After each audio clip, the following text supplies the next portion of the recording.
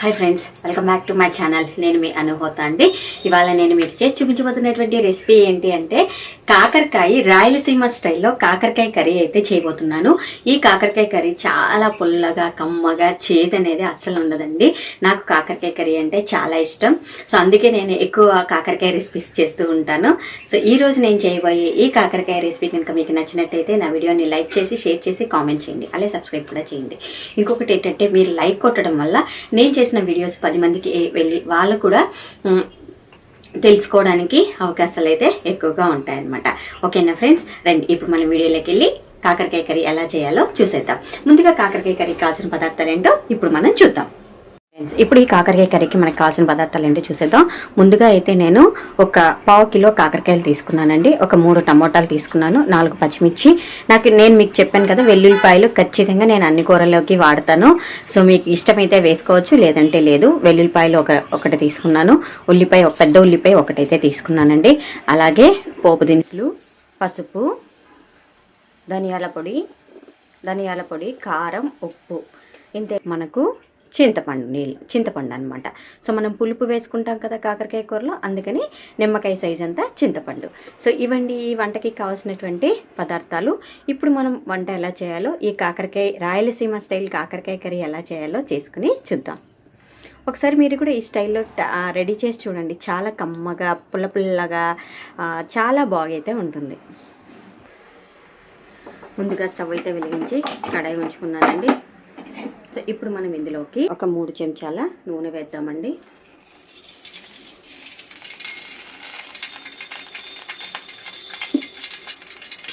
పోపు దినుసులు వేద్దాం. 1/2 చెంచా ఆవాలు, 1/2 చెంచా జీలకర్ర, మినప్పప్పు 1/2 చెంచా, శనగపప్పు 1/2 చెంచా, అలాగే కరివేపాకు, 4 పచ్చిమిర్చి కూడా వేసేసాము. సో పచ్చిమిర్చి కూడా వేగిపోయింది. ఇప్పుడు ఉల్లిపాయలు వేగిపోయాయి. వెల్లుల్లిపాయలు. అందరూ కాకరకాయల్ని ఉప్పులో నానబెట్టేయాలి, పసుపు వేసి ఉప్పు వేసి నానబెట్టేసి నీరు పిండాలి, అప్పుడే చేదు ఉండదు, అలా ఇలా అని చెప్తూ ఉంటారు. సో అలాంటిది ఏమీ లేదండి.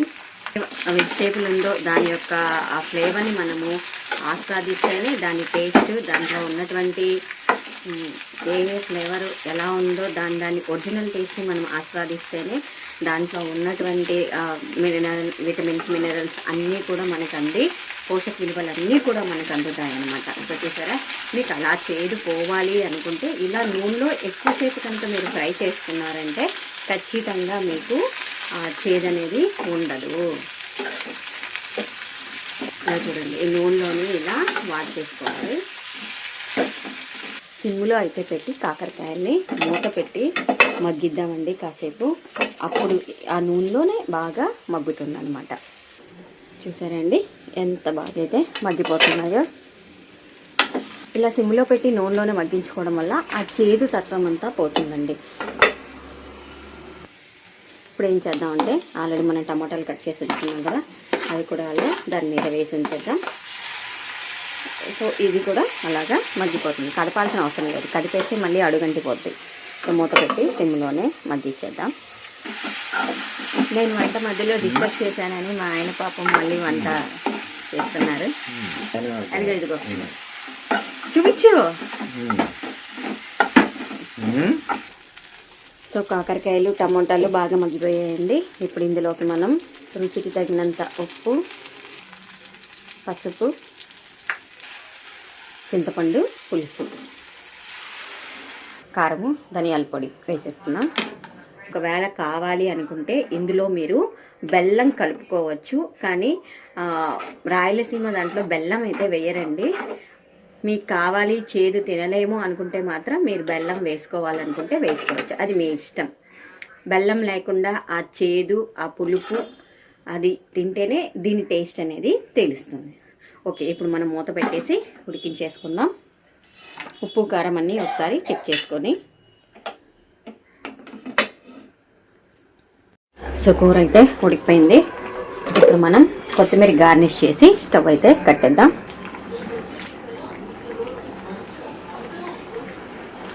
Okay friends, so tasty Rayalaseema కాకరకాయ కర్రీ అయితే రెడీ అయిపోయింది. ఇప్పుడు నేను దీన్ని రాగి సంగట్లో అయితే తినబోతున్నాను అనమాట. సో పక్కన స్టవ్ మీద రాగి సంగటి రెడీ అవుతుంది కుక్కర్లో. సో చేసుకున్నాక ఎలా వచ్చిందో చెప్తాను. ఓకే ఫ్రెండ్స్, నేను చేస్తున్న రెసిపీస్ కనుక మీకు నచ్చినట్టయితే నా వీడియోస్ని లైక్ చేయండి, షేర్ చేయండి, కామెంట్ చేయండి అండ్ సబ్స్క్రైబ్ కూడా చేయండి. Thank you for watching. ఈ సంగటిని మనం కుక్కర్లో కూడా చేయొచ్చండి. నేనైతే ముందుగా కుక్కర్లో 1 గ్లాసు బియ్యం వేసాను. ఆ 1 గ్లాసు బియ్యానికి 3 గ్లాసుల నీళ్ళు అయితే వేసి బాగా ఒక 6-7 విజిల్స్ వచ్చేంతవరకు అయితే దాన్ని పెట్టాను అనమాట. ఇప్పుడు దీంట్లో మనం రాగి పిండి యాడ్ చేసి, సో ఇప్పుడైతే ఇందులో నేను రాగి పిండి యాడ్ చేస్తున్నాను.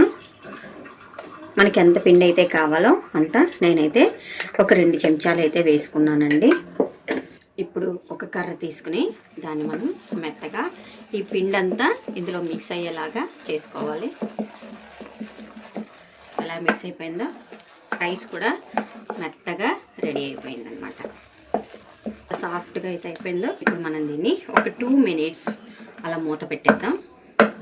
ఆ ఆవిరికి ఈ పిండి కూడా మనకు బాగా మెత్తగా ఉడికిపోతుంది. ఇప్పుడైతే మనం దీనిని ముద్దలు చేసుకుందాం. సో ముద్ద చేయడానికి ముందుగా ఏంటంటే ఏదైనా ఒక గిన్నె తీసుకోండి, లేదా మామూలుగా అయితే ఒక చెక్కతో ఉంటుందండి, గరిటె లాంటి ఐటమ్ ఉంటుంది, దాంతో చేస్తారు. సో మనకి ఇక్కడ అవన్నీ అవైలబిలిటీలో లేవు కాబట్టి మనం ఉన్న వాటిని యూటిలైజ్ చేసుకుందాం. సో ఈ గిన్నెని ముందుగా నీళ్ళతో తడి చేసుకోవాలి. ఇప్పుడు ఇందులో మనకి ఎంత అయితే ముద్ద కావాలో అంత అందులో వేసుకుని చేయి తడి చేసుకుంటూ ఇలా చుట్టేశారనుకోండి మనకు ముద్ద అయితే రెడీ అయిపోతుంది. ఇప్పుడు ఈ ముద్దని మనం కంచంలో వేసేసుకుందాం. చూసారా, రాగి ముద్ద రెడీ. ఇవాళ అన్నీ నేను రాయలసీమ ప్రయోగాలు చేస్తున్నాను మా వారి మీద. మా వారికి అసలు అలవాటు లేదండి, బట్ నేనైతే అలవాటు చేస్తున్నాను. హెల్త్ పరంగాను మనకు మంచిది, అలాగే అన్ని రకాలుగా కూడా మనకు చాలా మంచిది అనమాట. ఈ రాగి పిండి, రాగి సంగటి అలాంటివి మనం తినడం వల్ల.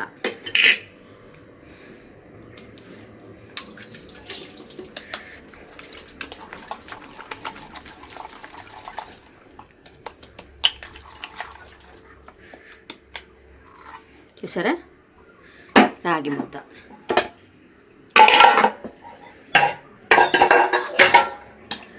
మా ఇద్దరికి 2 రెడీ.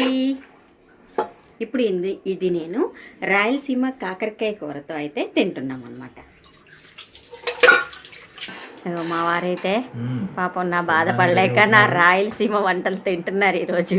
ఎలా ఉందో చెప్తారు పాపం. వీళ్ళు మనం కూడా ఓ ముద్ద తినేద్దాం. తినేద్దాం. అంటే ఒకవేళ ఏమన్నా తేడాగా ఉన్నా ఫస్ట్ ఆవిడకి పెడుతున్నాం. విన్నారా అండి? అది తేడాగా ఉంటే ఫస్ట్ ముద్ద నాకు పెట్టడం వల్ల ఆయనకి సేఫ్ అంట. కూర అయితే బాగా వచ్చిందండి, బాగుంది. ఎలా ఉందండి? పుల్లపుల్లగా అది రకంగా ఉంది. పుల్లపుల్లగా ఉంటుందని ఆల్రెడీ చెప్పానండి.